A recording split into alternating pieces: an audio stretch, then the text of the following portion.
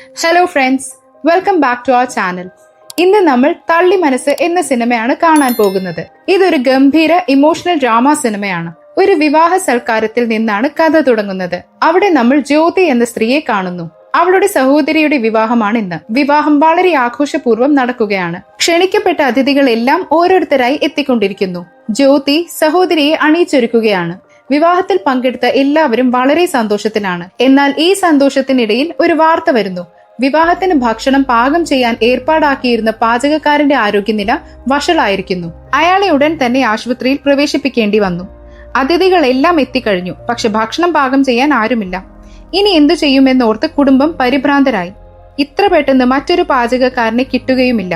ഇത് കണ്ട് ജ്യോതി ആർക്കും ബുദ്ധിമുട്ടുണ്ടാകാതിരിക്കാൻ സ്വയം അടുക്കളയിൽ കയറി പാചകം ചെയ്യാൻ തുടങ്ങുന്നു. ജ്യോതി വളരെ നല്ല മനസ്സുള്ളവളാണ്. ആരെയും സഹായിക്കാൻ അവൾ ഒരിക്കലും മടി കാണിച്ചിരുന്നില്ല. ജ്യോതി ഭക്ഷണം പാകം ചെയ്യുക മാത്രമല്ല, വിവാഹ ചടങ്ങുകളിലും പങ്കെടുക്കുന്നുണ്ടായിരുന്നു. അവൾ ഉണ്ടാക്കിയ ഭക്ഷണം കഴിച്ച് എല്ലാവരും അവളെ വളരെയധികം പ്രശംസിച്ചു. അങ്ങനെ വിവാഹം ഭംഗിയായി നടന്നു. വിവാഹശേഷം ജ്യോതി ഭർത്താവ് റാമിനും മകനുമൊപ്പം താമസിക്കുന്ന വീട്ടിലേക്ക് മടങ്ങി വരുന്നു. അവരുടെ വിവാഹം കഴിഞ്ഞിട്ട് അധികം നാളായിട്ടില്ല. സന്തോഷത്തോടെ ജീവിക്കുന്ന ഒരു കുടുംബമാണത്. റാം വൈദ്യുതി വകുപ്പിലാണ് ജോലി ചെയ്യുന്നത്. തന്റെ ജോലി കഴിഞ്ഞാൽ മറ്റുള്ളവരെയും സഹായിക്കാൻ അവൻ മുന്നിട്ടിറങ്ങുമായിരുന്നു. രാത്രിയിൽ ആരുടെയെങ്കിലും വീട്ടിൽ വൈദ്യുതി പ്രശ്നമുണ്ടായാൽ അവൻ അവരെയും സഹായിക്കുമായിരുന്നു. ജ്യോതിയെ പോലെ തന്നെ റാമും മറ്റുള്ളവരെ സഹായിക്കുന്ന സ്വഭാവക്കാരനായിരുന്നു. അടുത്ത ദിവസം റാം ജോലിക്ക് പോവുകയായിരുന്നു. അപ്പോൾ മഴവെള്ളം കെട്ടിക്കിടക്കുന്ന ഒരു കുഴിയിൽ പൊട്ടിക്കിടക്കുന്ന ഒരു വൈദ്യുത കമ്പി അവന്റെ ശ്രദ്ധയിൽപ്പെട്ടു. റാം തന്റെ ടെസ്റ്റർ ഉപയോഗിച്ച് ചെളിയിൽ കറണ്ട് ഉണ്ടോ എന്ന് പരിശോധിച്ചു.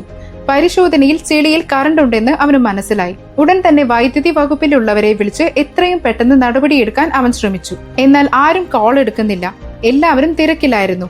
അപ്പോഴാണ് കുറച്ചാളുകൾ മുന്നോട്ട് വരുന്നത്. റാം അവരെ തടയാൻ ശ്രമിച്ചു. ദയവായി മുന്നോട്ട് പോകരുത്, അപകടമുണ്ട്. അവർ ഉടൻ തന്നെ നിന്നു. എന്നാൽ മുന്നിൽ നിന്ന് ഒരു സ്കൂൾ ബസ് വരുന്നുണ്ടായിരുന്നു. അതിന്റെ ഡ്രൈവർ ഇയർഫോൺ വെച്ച് കുട്ടികളോട് സംസാരിച്ചുകൊണ്ട് ബസ് ഓടിക്കുകയായിരുന്നു. ദൂരെ നിന്നിരുന്ന റാം അവനെ തടയാൻ ശ്രമിച്ചു. പക്ഷെ ഡ്രൈവർ അത് ശ്രദ്ധിച്ചില്ല. പലതവണ ശ്രമിച്ചിട്ടും ഡ്രൈവർ നിർത്തില്ലെന്ന് മനസ്സിലാക്കിയ റാം ഒരു മരക്കമ്പ് ഉപയോഗിച്ച് വയർ മാറ്റാൻ ശ്രമിച്ചു. അവൻ വയർ ഉയർത്തിയെങ്കിലും അത് മരക്കമ്പിൽ നിന്ന് വഴുതി നേരെ റാമിന്റെ ദേഹത്തേക്ക് വീണു. കറണ്ട് മുഴുവൻ റാമിന്റെ ശരീരത്തിലേക്ക് പ്രവേശിച്ചു. റാം അവിടെ കിടന്ന് പിടയാൻ തുടങ്ങി. പക്ഷെ ആരും രക്ഷിക്കാൻ വന്നില്ല. കാരണം രക്ഷിക്കാൻ ശ്രമിക്കുന്നയാൾക്കും കറണ്ട് ഏൽക്കുമായിരുന്നു. പാവം, സ്കൂൾ കുട്ടികളുടെ ജീവൻ രക്ഷിക്കാൻ വേണ്ടി അവൻ വലിയൊരു ത്യാഗം ചെയ്തു. അതിന്റെ ഫലം വളരെ മോശമായിരുന്നു. റാം സംഭവ സ്ഥലത്ത് വെച്ച് തന്നെ മരിച്ചു. ഈ വാർത്ത അറിഞ്ഞ ജ്യോതിക്ക് അത് താങ്ങാനായില്ല. ഞാൻ ഇപ്പോഴല്ലേ അദ്ദേഹത്തെ ജോലിക്ക് പറഞ്ഞയച്ചത്. എന്നെ എന്നേക്കുമായി ഉപേക്ഷിച്ചു പോകാൻ അദ്ദേഹത്തിനാവില്ല. റാമിന്റെ മൃതദേഹം അന്ത്യകർമ്മങ്ങൾക്കായി വീട്ടിലെത്തിച്ചു. തന്റെ അച്ഛൻ ഈ ലോകം വിട്ടുപോയെന്നറിയാതെ റാമിന്റെ ചെറിയ മകൻ ഗണേഷിനെ ചിതയ്ക്ക് തീ കൊളുത്താൻ ഒരുക്കി. സന്തോഷത്തോടെ കഴിഞ്ഞിരുന്ന ഒരു കുടുംബത്തിൽ പെട്ടെന്ന് ദുഃഖം അലയടിച്ചു. റാമിന്റെ അന്ത്യകർമ്മങ്ങൾ കഴിഞ്ഞു. പക്ഷെ ജ്യോതിക്ക് അവനെ മറക്കാൻ എളുപ്പമായിരുന്നില്ല. അവൾ ആഘാതത്തിൽ നിന്ന് കരകയറിയില്ല. അപ്പോൾ ഗണേഷ് അമ്മയെ ആശ്വസിപ്പിച്ചു. അമ്മേ, കരയരുത്, എല്ലാം ശരിയാകും. താൻ തളർന്നു പോയാൽ അത് ഗണേഷിനെ മോശമായി ബാധിക്കുമെന്ന് ജ്യോതിക്ക് അറിയാമായിരുന്നു. അതിനാൽ അവൾ പതിയെ ആ ദുഃഖം മറക്കാൻ ശ്രമിക്കുകയും ഗണേഷിന് എല്ലാ സന്തോഷവും നൽകുന്നതിൽ ശ്രദ്ധ കേന്ദ്രീകരിക്കുകയും ചെയ്തു. ഗണേഷ് പഠിച്ചിരുന്ന സ്കൂൾ റാമിന് അത്ര ഇഷ്ടമായിരുന്നില്ല. ഗണേഷ് മറ്റൊരു സ്കൂളിൽ പഠിക്കണമെന്നായിരുന്നു അവന്റെ ആഗ്രഹം. അതുകൊണ്ട് ജ്യോതി ഗണേഷിനെ മറ്റൊരു സ്കൂളിലേക്ക് കൊണ്ടുപോയി. ആ സ്കൂളിലെ കുട്ടികളെ രക്ഷിക്കാൻ ശ്രമിച്ചാണ് റാം മരിച്ചത്. റാമിന്റെ മരണം യഥാർത്ഥത്തിൽ എങ്ങനെയായിരുന്നുവെന്ന് ജ്യോതിക്ക് അറിയില്ലായിരുന്നു. വൈദ്യുതി ഷോക്കേറ്റാണ് മരിച്ചതെന്ന് മാത്രമേ അവൾക്ക് അറിയാമായിരുന്നുള്ളൂ. എന്നാൽ ഇത് റാമിന്റെ ഭാര്യയാണെന്ന് സ്കൂൾ പ്രിൻസിപ്പലിന് മനസ്സിലായപ്പോൾ അവർ ജ്യോതിയോട് പറഞ്ഞു, നോക്കൂ, നിങ്ങളുടെ ഭർത്താവ് ഞങ്ങളുടെ സ്കൂളിന് വേണ്ടി ചെയ്തത് ഞങ്ങൾക്കൊരിക്കലും മറക്കാനാവില്ല. അന്ന് ബസ്സിലുണ്ടായിരുന്ന എന്റെ 2 മക്കളുടെയും ജീവൻ രക്ഷിച്ചത് നിങ്ങളുടെ ഭർത്താവാണ്. നിരപരാധികളായ കുട്ടികൾക്ക് വേണ്ടി അദ്ദേഹം ജീവൻ ബലിയർപ്പിച്ചു. അതുകൊണ്ട് അദ്ദേഹം ഞങ്ങളുടെ സ്കൂളിന്റെ ഹീറോയാണ്. ഇത് കേട്ട് ജ്യോതി വളരെ വികാരാധീനയായി. റാം എപ്പോഴും നല്ലത് ചെയ്യാൻ ആഗ്രഹിച്ചിരുന്നു. നല്ലത് ചെയ്തുകൊണ്ടാണ് അവന്റെ ജീവൻ പോയതും. പ്രിൻസിപ്പൽ ജ്യോതിയോട് പറഞ്ഞു, ഗണേഷിന്റെ വിദ്യാഭ്യാസത്തിന്റെ മുഴുവൻ ചെലവും ഞങ്ങൾ വഹിക്കാൻ തയ്യാറാണ്. ഈ സ്കൂളിൽ അവനെ സൗജന്യമായി പഠിപ്പിക്കും. ഒന്നിനെക്കുറിച്ചും നിങ്ങൾ വിഷമിക്കണ്ട. ഇതൊരു ഔദാര്യമല്ല, ഞങ്ങളുടെ ഉത്തരവാദിത്തമാണ്. ഇത് കേട്ട് ജ്യോതി പ്രിൻസിപ്പലിനോട് നന്ദി പറഞ്ഞു. അന്നു മുതൽ ഗണേഷ് ആ സ്കൂളിൽ പഠിക്കാൻ തുടങ്ങി. സമയം കടന്നുപോയി. ഗണേഷ് പതിയെ വളർന്നു. അമ്മയെ ദുഃഖിച്ചിരിക്കുന്നത് കാണുമ്പോഴെല്ലാം അവൻ പറയുമായിരുന്നു, അമ്മേ വിഷമിക്കണ്ട, ഞാനില്ലേ. അമ്മ ഒരുപാട് കഷ്ടപ്പെട്ടു. ഞാനൊന്ന് കാലുറപ്പിക്കട്ടെ, അമ്മയെ റാണിയെ പോലെ നോക്കും. അമ്മയുടെ എല്ലാ ദുഃഖങ്ങളും ഞാൻ മാറ്റും. റാമിന്റെ മരണശേഷം ജ്യോതിയുടെ എല്ലാം ഗണേഷ് ആയിരുന്നു. ഗണേഷ് ഇല്ലാതെ അവൾക്കോ അമ്മയില്ലാതെ അവനോ ജീവിക്കാൻ കഴിയില്ലായിരുന്നു. റാമിനെ പോലെ തന്നെ ഗണേഷും മറ്റുള്ളവരെ സഹായിക്കാൻ ഇഷ്ടപ്പെട്ടു. ഗണേഷിന് ഒരു ബാങ്കിൽ റിക്കവറി ഏജന്റായി ജോലി ലഭിച്ചു. അവന്റെ ജോലി ലോൺ നൽകുകയും അത് തിരിച്ചു പിടിക്കുകയുമായിരുന്നു.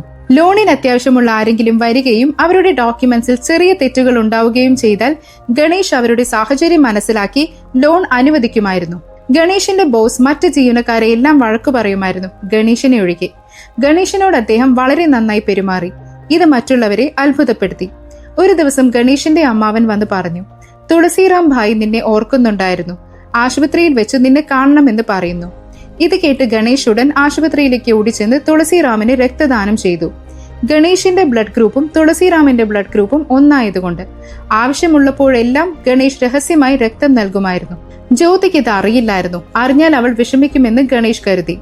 ബാങ്കിലേക്ക് പോകുന്ന വഴി ഗണേഷ് പ്രീതി എന്ന പെൺകുട്ടിയെ കണ്ടു. അവൻ അവളുടെ വഴി തടഞ്ഞു ചോദിച്ചു, 3 മാസമായി ഞാൻ നിന്നെ തിരയുന്നു.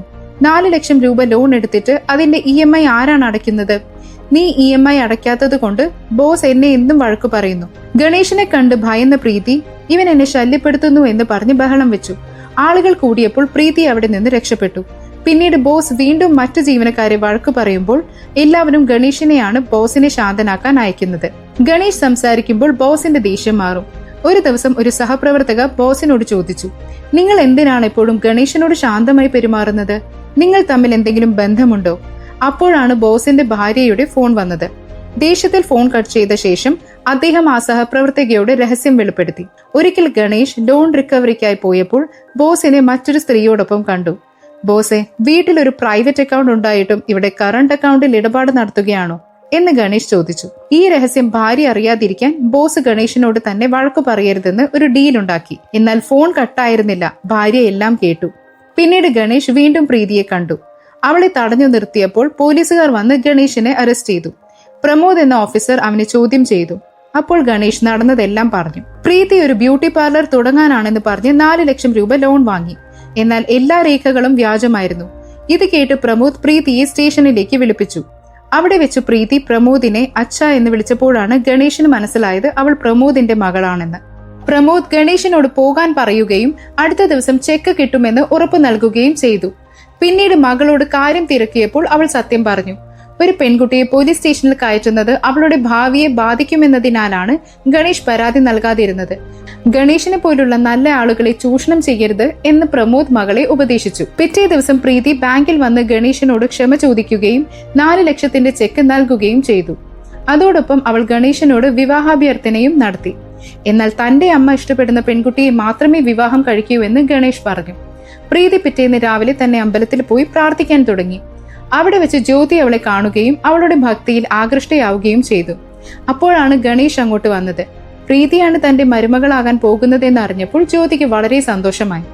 ഗണേഷിന്റെയും പ്രീതിയുടെയും വിവാഹം ഉറപ്പിച്ചു. വിവാഹത്തിനുള്ള ഒരുക്കങ്ങൾക്കിടയിൽ ഒരു ദിവസം ഷോപ്പിംഗ് കഴിഞ്ഞ് മടങ്ങി വരുമ്പോൾ റോങ് സൈഡിൽ നിന്ന് വന്ന ഒരു കാർ അവരുടെ ബൈക്കിലിടിച്ചു. അപകടത്തിൽ ഗണേഷിന്റെ തലയ്ക്ക് ഗുരുതരമായി പരിക്കേറ്റു. അവനെ ആശുപത്രിയിൽ പ്രവേശിപ്പിച്ചു. ഈ വാർത്തയറിഞ്ഞ ജ്യോതി തകർന്നുപോയി. ഭർത്താവിനെ നഷ്ടപ്പെട്ട അതേ രംഗം അവളുടെ മനസ്സിൽ തെളിഞ്ഞു വന്നു. ഡോക്ടർമാർ അറിയിച്ചു, ഗണേഷ് ജീവനോടെയുണ്ട്, പക്ഷെ ലൈഫ് സപ്പോർട്ട് സിസ്റ്റത്തിലാണ്. അവന്റെ മസ്തിഷ്കം പൂർണ്ണമായും മരിച്ചിരിക്കുന്നു, അതായത് ബ്രെയിൻ ഡെഡ്. അവൻ ഒരിക്കലും സുഖം പ്രാപിക്കില്ല. ഇത് കേട്ട് ജ്യോതി തകർന്നുപോയി. അപ്പോൾ ഡോക്ടർ പറഞ്ഞു, ഗണേഷിനെ രക്ഷിക്കാൻ കഴിയില്ല, പക്ഷെ അവനൊരു ജീവൻ രക്ഷിക്കാൻ കഴിയും. ഒരു രോഗിക്ക് ഹൃദയം മാറ്റിവെക്കേണ്ടതുണ്ട്. നിങ്ങളുടെ മകന്റെ ഹൃദയം അയാൾക്ക് തികച്ചും അനുയോജ്യമാണ്. താൻ അനുഭവിക്കുന്ന വേദന മറ്റൊരമ്മയ്ക്കും ഉണ്ടാകരുതെന്ന് കരുതി ജ്യോതി മകന്റെ ഹൃദയം ദാനം ചെയ്യാൻ സമ്മതിച്ചു. എന്റെ മകൻ എപ്പോഴും മറ്റുള്ളവരെ സഹായിക്കാൻ തയ്യാറായിരുന്നു. മരണശേഷവും ദൈവം അവന് അതിനൊരു അവസരം നൽകി, അവൾ പറഞ്ഞു. അങ്ങനെ ഗണേഷിന്റെ ഹൃദയം മറ്റൊരാൾക്ക് നൽകി.